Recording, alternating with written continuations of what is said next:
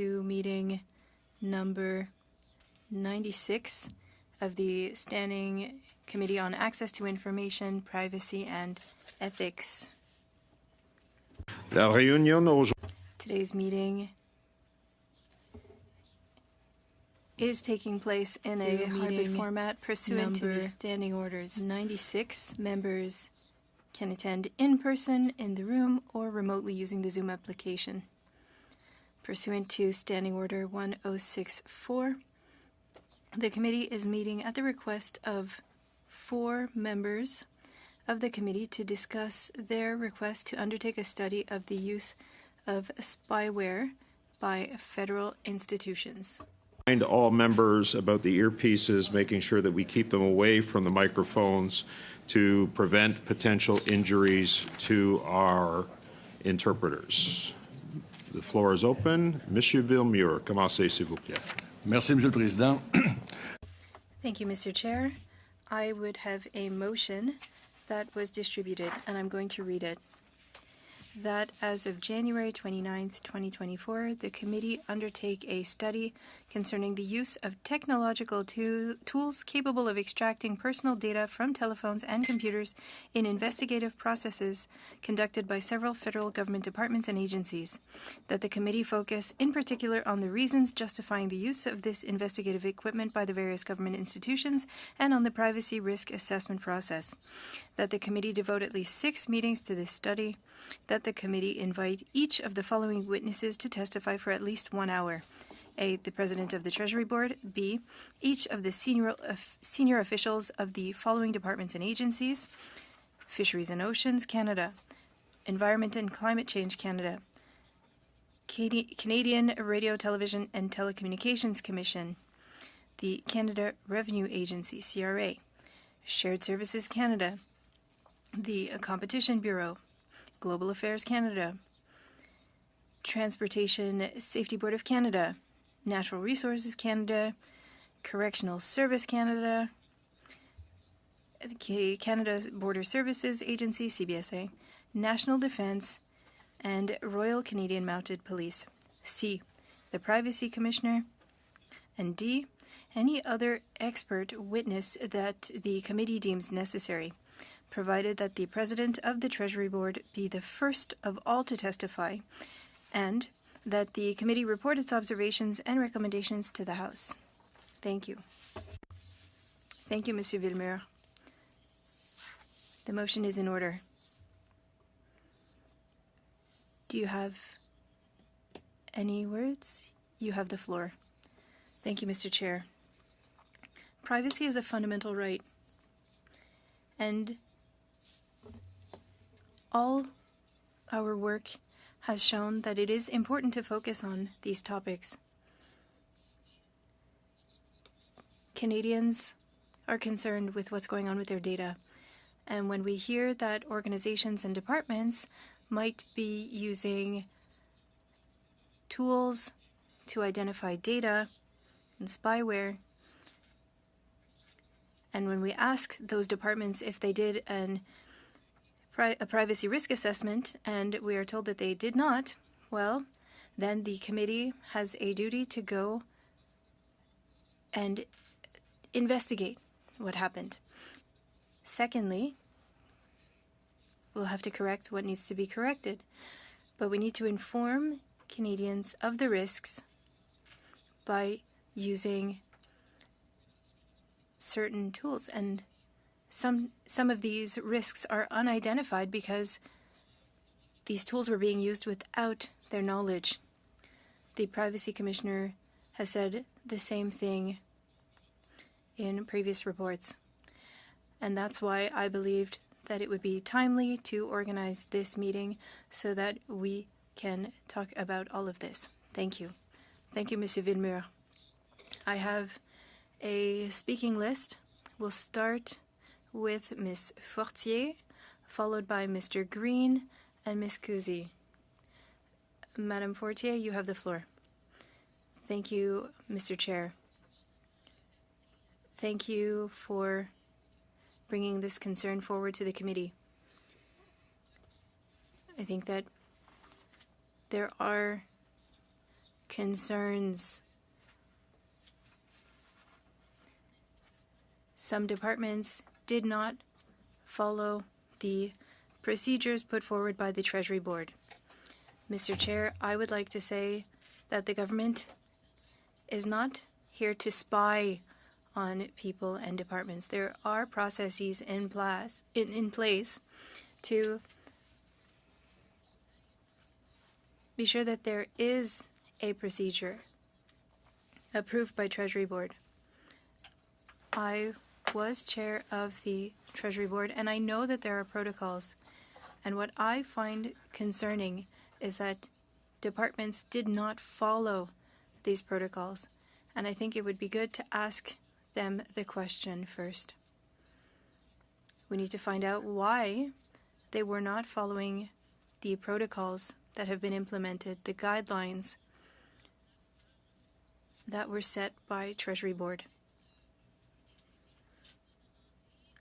We could also ask the Privacy Commissioner to come to this committee and see how the Commissioner's office could look at compliance for those departments and look at procedure. I think that we could add a witness, the Privacy Commissioner, to that list. And the last thing is that I believe that it's too soon to ask the chair of the Treasury Board to speak first. I think that we should invite the different departments first and ask the Privacy Commissioner to share his thoughts. I'll stop there, but I wanted to comment on the motion that had been tabled, and after hearing my colleagues, we could perhaps put forward some amendments. I wanted to say that the Commissioner was there. It was point C in the motion. Thank you, Madam Fortier. Mr. Green. Thank you very much. And I'm grateful to my friend from the bloc for ensuring that this is a priority. It's certainly something that we flagged as New Democrats, and I'll reference our November 30th motion, notice of motion, putting this committee on notice to the same. But I fully support why my friend Mr. Villamore would want to see this prioritized in this way.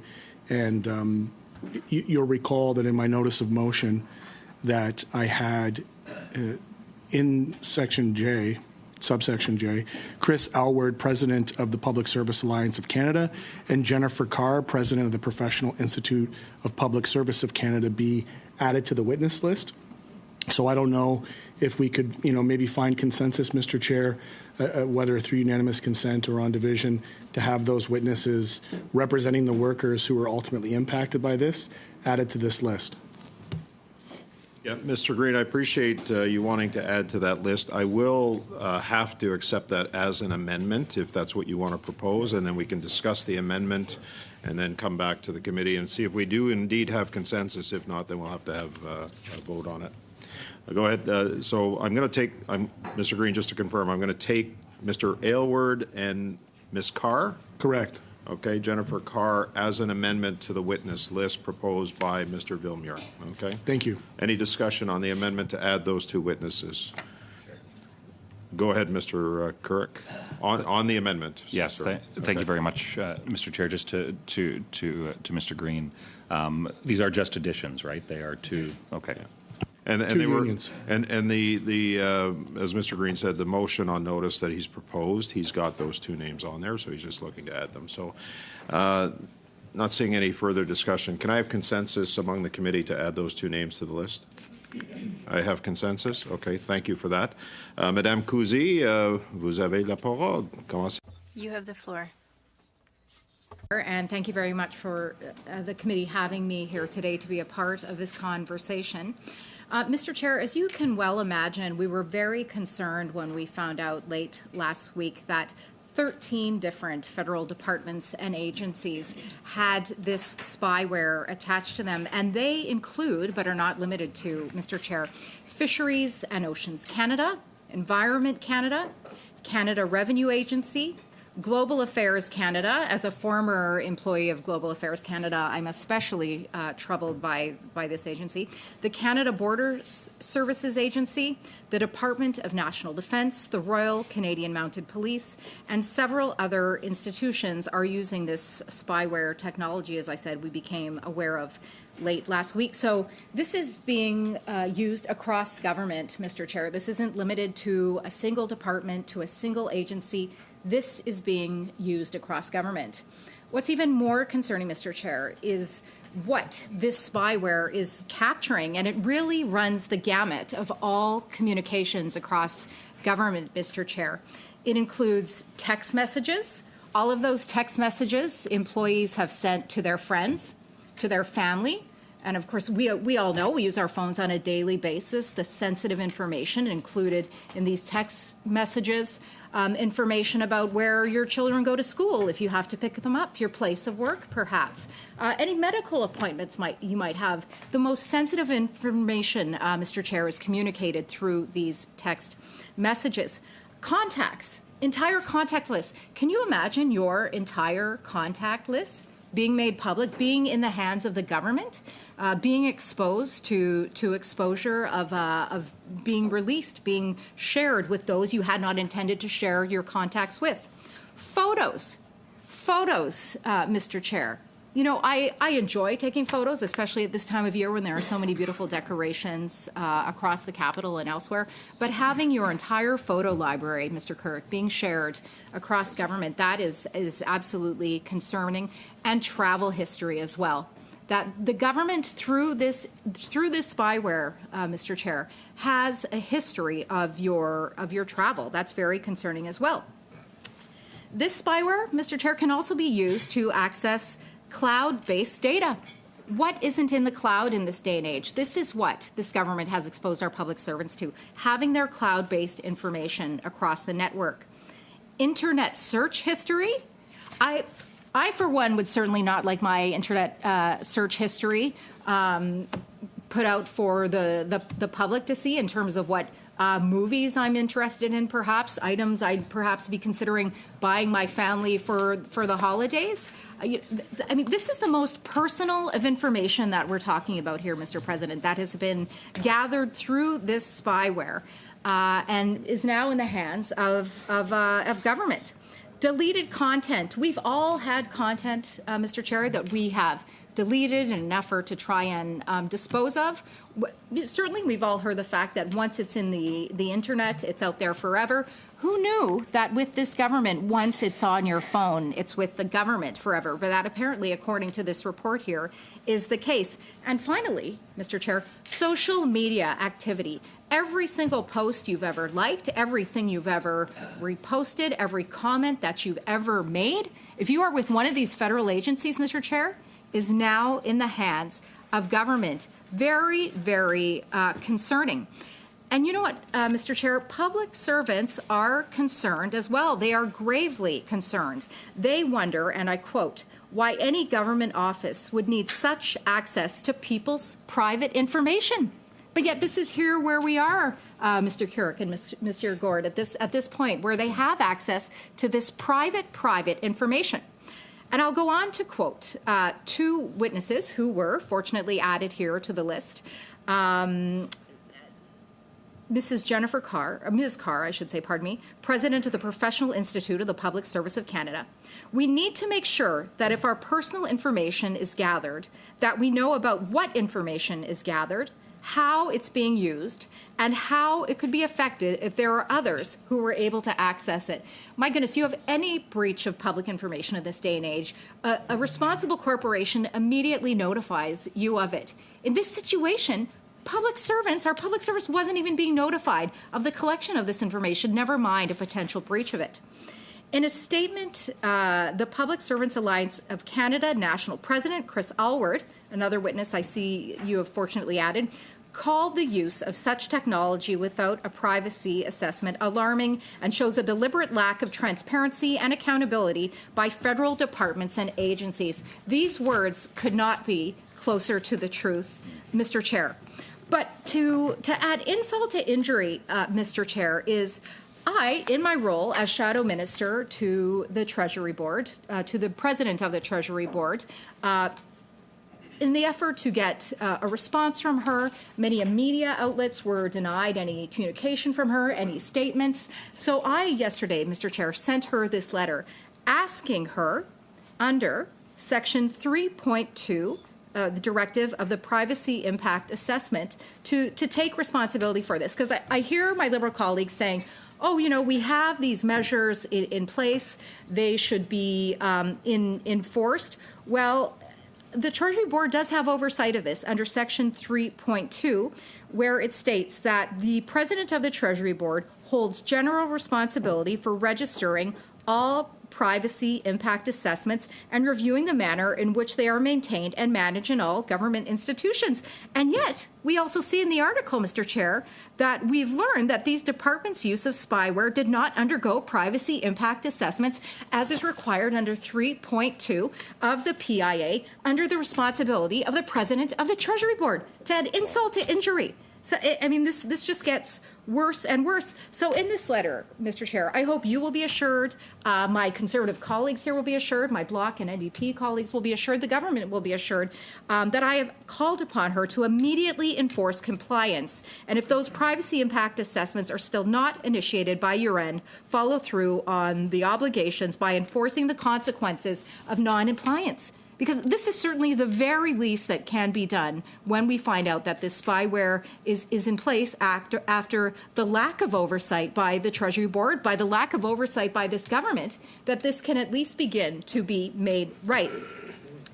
In conclusion, Mr. Chair, I'll say I think what concerns us most on this side over here, my Conservative colleagues and I, is what was referred to in an article which was just published yesterday, I should say, and that is the idea of and I want everyone to hear this phrase, the normalization of surveillance. The normalization of surveillance. Terrifying. It is terrifying. I think all Canadians should be consumed with the normalization of surveillance. I'm not even going to get into the digital ID issue here, but the normalization of surveillance, and they have good reason to be concerned, as we have found in this information that was uncovered last week. So I cannot state the urgency and the necessity of this study as brought forward, and thank you very much to my colleague for doing so. This must be addressed. This must be addressed immediately to quell the concerns of the public service and to further provide Canadians with confidence that this government gives a darn about their privacy, Mr. Chair. Following that, Mr. Chair, I too would like to move an amendment at this moment to build upon the motion which was put forward. And if the moment is right, Mr. Chair, I will read it into the record. Go ahead. Thank you very much, Mr. Chair. Amendment.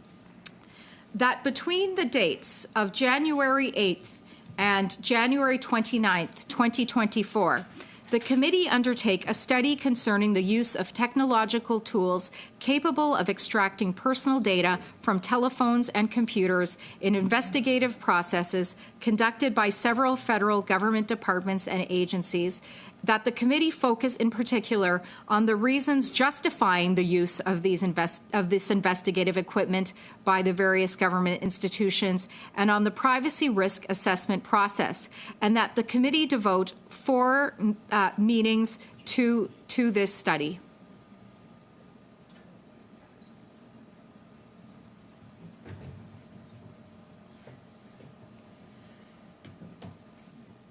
Sorry, Madame Kuzi, did you say that the committee devote how many meetings? I believe 4 on the sub-amendment itself. On the sub-amendment? Correct, yes. Oh, excuse me, what's that? Yeah, it's an amendment to the motion that you're Correct, making. yes, an amendment to the Yeah, motion. okay.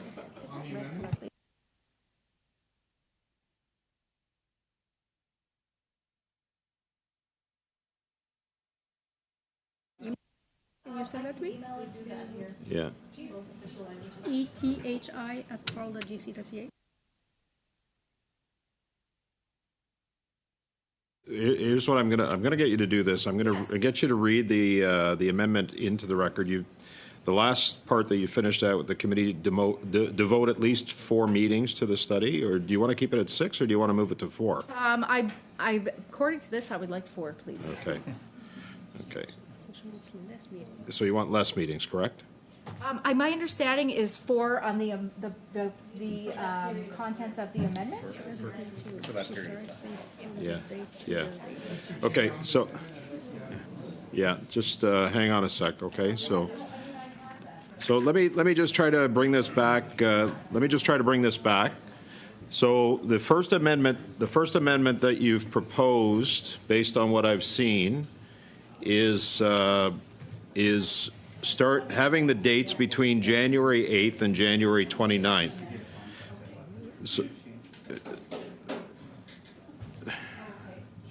So I just want to.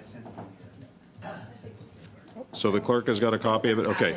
So just so that we're clear, the original motion had that as of January 29th, and what you're proposing is that between January 8th and January 29th, 2024, everything else stays the same after that, right up to process, and then the next part of the amendment that you're proposing, which is the same amendment, but you're saying that the committee devote at least 4 meetings to the study? Correct, yes. Instead of 6? Correct. Okay, so you want to reduce from 6 to 4 meetings. I've got that clear. And then on the rest of it, all of the agencies that have been identified in the original motion and the 2 that we added by consensus would remain the same, correct? Correct. Okay. I'm sending that at the moment. Okay, so the clerk has received the amendment, and I think it's a fairly simple one, so I don't think that we're going to need to deliberate on this, but it's to change the date again for the benefit of the committee members from January 8th to January 29th, 2024, and then reduce the number of meetings from 6 to 4. That's what I understand the amendment to be. So I will give a second for the clerk to share that with the committee. It's done. Okay, so you should have it on your computers or phones. Oui, c'est dans les 2 langues officielles. It is in both official languages.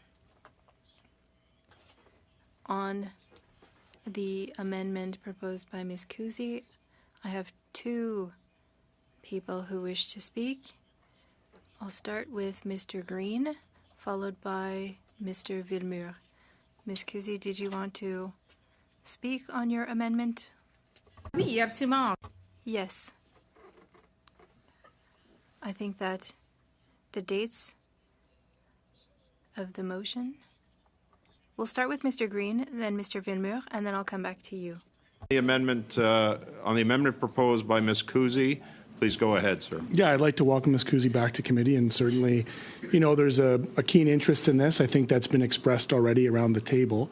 What I would share with you is I will not be supporting this amendment, particularly based on the timelines on commitments that I'm sure many of us already have within our constituencies in that very brief period of time that we have back in our communities, including caucus retreats and other things that are typically held within this time period. And furthermore, like the notion that Ms. Kuzi's motion or sub-amendment, or amendment I should say, rather, is going to direct our line of questioning and reasoning is a pretty big presupposition. I think that we all have the ability as members of this committee to take our own lines of questioning, to focus on things that matter to us. And I think that, the motion that was presented by Mr. Villemur, I accept it as a 106 conditional that it be held on an existing meeting, because what I'm not interested in doing to my staff and to my community is adding all this extra stuff. And I'm just going to say this. This feels very familiar to the 10,000 amendments that are sitting on Bill C-50 and all the other shenanigans that are happening. And in this committee, I'd prefer to be straight up. I'd prefer to work within the framework and the mandate of our committee. And for that reason, I will not be supporting any additional meetings on those very few weeks that we have in our riding to reconnect with our community after the holidays. And I would just ask that we have that consideration to stay on track within this committee, to work in a work plan, whether it's through a subcommittee process as we typically do. And I still support the six meetings. And I'll say this on the record, that if we get to a point where we've exhausted our witnesses and there's nothing left to be had after 4 meetings, then at that point, I would be open to entertaining a motion that completes the study and allows us to report back. Thank you. Thank you, Mr. Green. Monsieur Villemure, sur l'amendement, s'il vous plaît. Merci, On the amendment. Thank you, Mr. Chair. We're adding witnesses but reducing the time. So it's a bit of a paradox. We wanted to receive all of these witnesses for an hour each, and so the math would no longer work. Secondly, I agree with Mr. Green that we need to give a break to our staff and we need to be in our communities. And we don't need to modify our work plan. I spoke to all of the different parties to ensure that it was fine. And I wouldn't want us to come back on our word on that. I agree completely with adding the 2 witnesses, but if we limit the number of witnesses, the number of hours rather, I would vote against. Thank you, Monsieur Villemure. On the amendment, I have Mr. Kurek. Please, go ahead, sir. Thanks very much, Chair. And I would just note that I think that an issue of this gravity, and I know that we're undergoing, there's a number of important issues that we'll be addressing prior to Christmas. And as I discussed in another committee meeting yesterday, we can do multiple important things as time requires. But I would just note specifically that when having a young family, certainly the need to balance time in that regard. But I think it's quite valid to have, if we were to meet during break weeks, which I certainly hear often from constituents, they don't have an issue with us working, including quite often traveling back and forth. I'm a Western MP, so it's not always easy, especially when you have to deal with Pearson Airport to get here. But constituents certainly expect us to do the good work, and there's this unique opportunity, which, to speak to the change in the number of meetings. It makes perfect sense, because if we were to meet over the course of break week, resources would not be as big of an issue. We could have quite possibly longer meetings, so whether that's 3-hour meetings, it could be scheduled in a way that could maximize the efficiency of travel, and we could ensure that we are dealing with this important issue in the manner that, especially our public servants that could be affected by this. I think there's the fact that we have a lot of unanswered questions, and I won't speak beyond. I'll reserve a few comments, maybe, Mr. Chair, for the larger debate on the motion. I think I'm on that speaking list. But I think it makes perfect sense, and I certainly I know public servants will be working during the weeks in January that we're back in our constituents in our constituencies, and to be able to plan around that, I think, is entirely reasonable. Canadians expect us to be doing this good work, and while public servants are at work during those weeks in January, I think it's entirely reasonable that we get answers on their behalf, standing up for those people that may have had their privacy breached, and especially, and again, I won't get into the substance of why this is important, but the fact that we would not move expeditiously, I think, is not serving well those who work diligently to endeavour to provide the services that we all depend on as parliamentarians, but greater than that, the Canadians depend on. And the fact that those unanswered questions remain is deeply problematic. So a couple fewer meetings, could be longer in duration. Get this done efficiently, ensure that we do the work that is required to get the answers that the Canadians, and in this case, those people that work for these 13 departments, deserve. Thanks. Okay, thank you, Mr. Kirk. Ms. Kuzi, I have you on the list on the amendment. Do you still want to speak on it, or? I'm good. Okay, good. Not seeing anyone else wanting to speak on the amendment. Do we have consensus on the amendment? No, we don't. Okay, so I'm going to ask Madam Clerk to take a vote on the amendment. And the amendment, again, a reminder to change the dates from January 8th to the 29th, and then reduce the number of meetings from 6 to 4. So on the amendment, Madam Clerk. On the amendment from Ms. Cusi, Mr. Baines, No. Ms. Hefner. Mr. Callaway, No. Madame Fortier, No. Ms. Latanzio, No. Ms. Cusi, En faveur. Monsieur Gourde. Mr. Couric, Yes. Monsieur Villemur. Mr. Green. Je suis contre. Yeas 3, nays 7. It's like Duolingo. Okay, so the amendment as proposed is defeated. We're back on the main motion. I have Mr. Couric, and then I have Ms. Hepner right after that. Go ahead, Mr. Couric, on the main motion. And just a reminder that we did add 2 witnesses to the main motion as well. So go ahead, sir. Yeah, thanks. Thanks very much, Chair. You know, it's disappointing that Ms. Cusi's amendment didn't pass, because I think that this Mrs. Sorry, Madame Cusi, or Mademoiselle Cusi, I could say. Look, this is an issue where we have. It's quite shocking, really, and I know that we've heard a number of issues brought before this committee that speak to something that Mrs. Cusi indicated that is very, very telling, and that's the normalization of surveillance. You know, we had over the course of the COVID-19 pandemic, we learned through the work of this committee after it was initially reported in the media, and we endeavored to get answers on the fact that millions of Canadians' cell phone records, the data, location data, incredibly detailed records, terrifying, quite frankly. And that's not just my words. I know I heard from many in terms of the witnesses that appeared before this committee, but also constituents and Canadians that reached out, sharing their feedback with myself and my colleagues, that the government didn't see a concern with that massive amount of data that was being used to pursue a public policy agenda. Now, we've had the discussions before this committee that there is a place, a time, for extreme measures to be used. We've heard that in the context of criminal investigations. We've heard that in the context of ensuring that children are not exploited. And we're in the process of a social media study that is addressing some of those things where there have to be those tensions kept. But Chair, what has been revealed is quite shocking, and I think that part of that.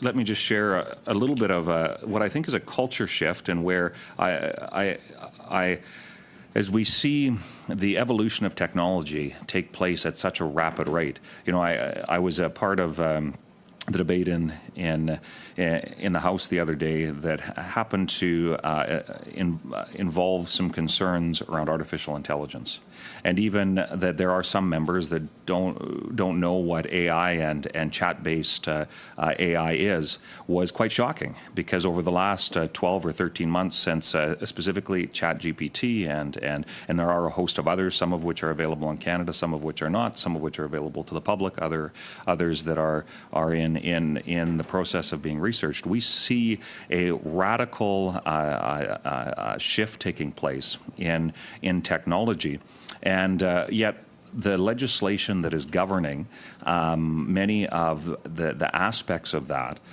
in our country is decades old. In fact, much of the legislation predates the existence of these things that we all depend on, and that much of our life depends on. And I know modern workplaces and employers are in order to, sometimes it's to maximize efficiency and worker productivity. There's the bring your own device. A lot of workplaces have policies related to that. And there's this tension that does, in fact, need to be found, because of course, we want to ensure that there's the ability for things like criminal investigations, in other words, to take place. But the fact that we see the government did not do their due diligence. This is the exact thing on this issue and the myriad of others. You know, it's almost too long to list the number of times where we have seen the government does not do their due diligence, which results in an erosion of trust in the institutions. The fact that privacy impact assessments were not done, that the concerns, and these are federal government employees, Chair, that expect their employer, the federal government, and by essence the people of this country, they expect them to be respected in their workplace. That's a reasonable expectation. I think that as my colleague shared, that's something that deserves getting answers for. So when and this motion that Mr. Villemere has brought forward is, I think, a productive step in that direction to simply be able to start getting some answers so that we can find out exactly why these questions were not asked in the beginning. You know, I am, quite frankly, Chair, very frustrated and tired of hearing ministers and senior officials sit before this committee and many others that say just one of a couple of things. One is just trust us. Well, I'm sorry. That's been proven time and time again. We can't do that. That trust has been broken, and trust is something that is earned. Certainly these Liberals have not earned the trust of Canadians, as we see demonstrated very often. But further than that, we see that they're simply not willing to take that extra work to do the additional and required, what people would think is required. So take the privacy impact assessment process as part of that. We heard from the RCMP when it came to investigative tools that it was coming. It was coming. Hadn't been done yet. When the media reported on it, they started the process, and they simply shared with us that don't worry about it, it's coming. Well, I'm sorry. That's simply not good enough. We need to ensure, and if due diligence is not done, it calls into question not only the motives. And look, it's within the realm of possibility that there are valid reasons. But if there are valid reasons, then those valid reasons should stand up to scrutiny. And that's where the government seems to be unwilling at best, but I fear it's worse than that. That they are not able to that it's causing the erosion of the trust that we should be able to have. In this case, in departments, as employers, and the host of concerns that are brought. You know, certainly the privacy of Canadians is a big issue. I hear that from constituents and a host of concerns. If the government is not leading by example, that's deeply problematic. And I know some of the press that we've seen on this is quite astounding. It really opens one's eyes. And when there is a host of other concerns surrounding this, we see that we have to get answers. I think that is the very least that we can do. And then in the process of getting these answers, we can, and I would hope, Chair, be able to make some very positive recommendations that allow us to provide the recommendations, the framework, the suggestions, and ultimately the accountability that is required to be able to address the concerns that are being highlighted. So I'll leave my comments there, Mr. Chair, but just to emphasize, let's get this done. I think we could have at least started that process over the course of some of the upcoming break weeks. However, nonetheless, it's an important issue that we should be able to get to work on, and I hope that the talk about the Liberals specifically wanting stuff, wanting transparency, wanting to get answers, and I'm sure we'll hear that here at some point. But I hope that translates into a yay vote for this motion so that we can actually get to work on it. Thank you. Please remove Mr. Green's name. Ms. Hepner, you have the floor on the main motion as amended. Go ahead, Ms. Hepner. Thank you, Chair. I just want to start off by saying I agree it's concerning that departments aren't following the privacy impact assessments. It's a really important process, and the department should be following that. Maybe that directive needs to be strengthened, and I think there's value in this study when it comes to that. But I think that we should be careful about our rhetoric and the and not using our words correctly. So, for example, spyware is not something that the Government of Canada uses. Spyware is illegal. Technically, it's malware or malicious code. The Government of Canada does not use any of that. The software that we're talking about is specialized software, and it's used in digital forensics, so part of incident response. This isn't something that applies to Canadians in general. It applies to public servants who work for the Government of Canada, and it's specialized software, for example, that's used in internal investigations. So when employees are suspected of fraud or workplace harassment, and it's always done in accordance with internal protocols that govern the collection and storage of personal information to ensure its protection. So I'm just cautioning the committee not to use so much hyperbole. We don't want to spread fear among Canadians. This is not a widespread program that's being used across the board. It's being used internally to monitor employees of the government. And yes, I agree that there should be a study done to look at why the privacy impact assessments haven't been done by the departments, because that's the key here. That is what we need to get to the bottom of, and that's what we need to impress upon our departments, that it's very important that we do this work. And that's all I have to say. Thank you, Chair. Okay. Sorry. Are you? Ms. Hepner, do you still have the floor? No, Oh, finished. okay. Sorry, Thanks I was just. for your attention. No, I was just talking to the clerk about one of the issues that you brought up, and I'll explain to the committee what I was talking about in a second. Mr. Baines, you have the floor. Go ahead. I want to just echo some of the comments Ms. Hepner made there. Just to clarify a couple things. Yeah, spyware is not used. It's malware or malicious code which the Government of Canada does not use. So I think that that needs to be clarified, number one. And I did want to talk a little bit about, just the way we're scheduling some of these things and how we're getting some of these departments to come before us. I think there's some challenges with we all know with the minister's schedules and we often don't know what the minister's schedule is, and I think it's important to hear this isn't a very important issue, of course, and if the privacy impact assessments are not being followed by these departments that's been set before them, I think it's important to ensure that we speak to each department, understand what's been taking place, and maybe just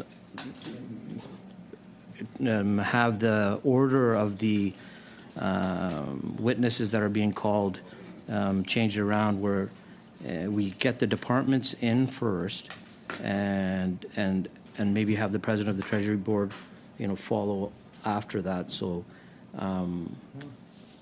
Maybe just modify the scheduling of that so we can hear from the departments first. So I think I'd like to move an amendment to what's been put forward here. And if we look at Mr. Vilmuir's motion, maybe remove the part of D, provided that the president of the Treasury Board be the first of all to testify, and maybe have the president appear later on. And so we're looking just at under B, where it says D, any other expert witness the committee deems necessary, and strike the provided that the president of the Treasury Board be the first of all to testify. After D?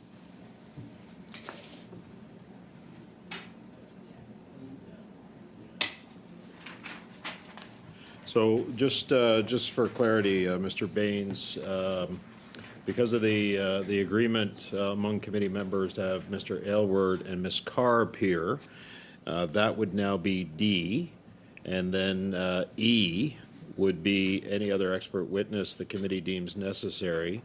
And then you're proposing to strike the part that says, provided that the president of the Treasury Board be the first of all to testify. Is that what I'm understanding you to be moving here? That's correct.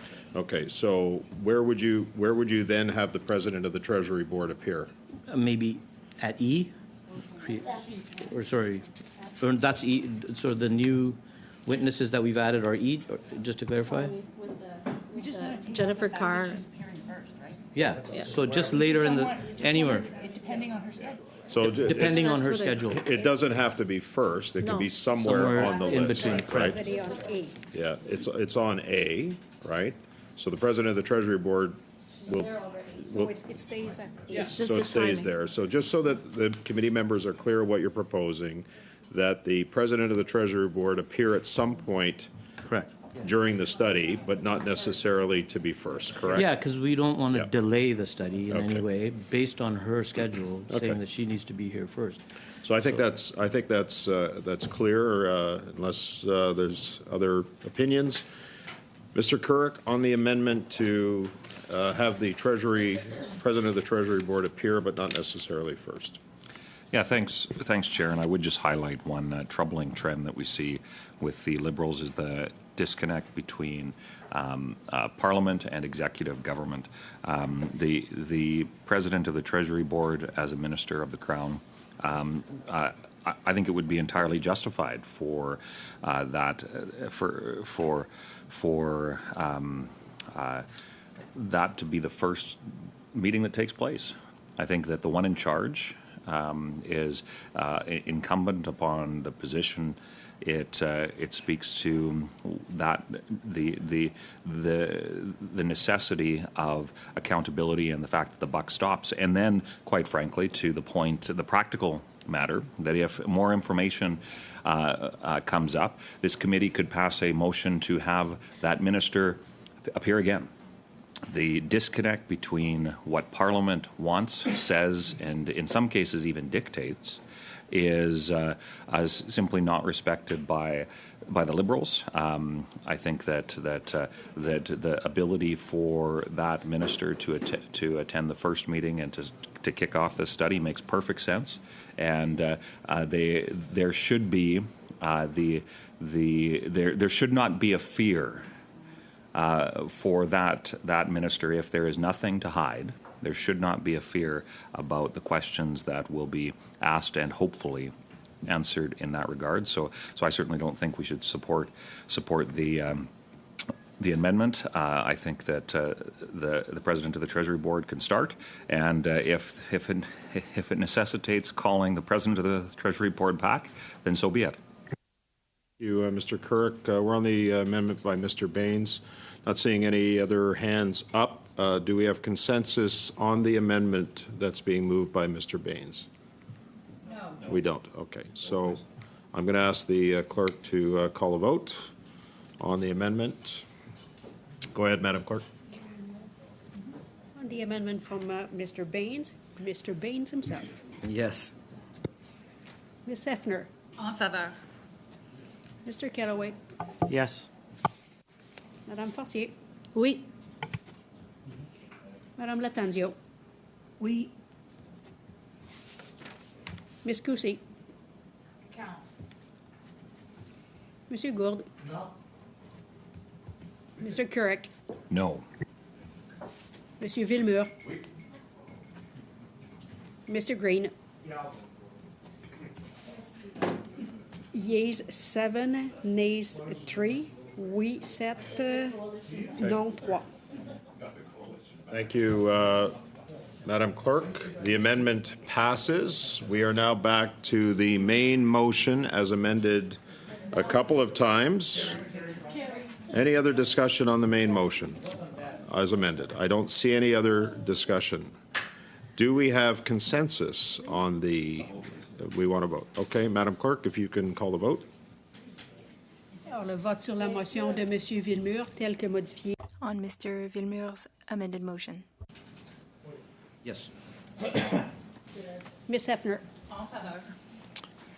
Mr. Kellaway. Oui. Madame Fortier. Oui. Madame Latanzio. Oui. Mrs. Coucy. Oui. Monsieur Gourde. Mr. Kirk. Yes. Monsieur Villemur. Mr. Green. Oh, le motion? All yeas, Mr. Chair. Okay, so we are unanimous in the motion has passed as amended. Do we move to adjourn? Mr. Green has moved to adjourn. Just before we get to the, I'll have to ask whether we have unanimous consent for that, but just before we do, I just want to remind the committee the notice of meetings have been put out for next Monday. The RCMP Commissioner and the Staff Sergeant will be appearing before committee. And then next Wednesday, as our part of our social media study, we have Twitter, Meta, and Google, YouTube appearing on that day for our study. So we have a motion to adjourn. All those in favor? Okay, the meeting is adjourned. Thank you, everyone.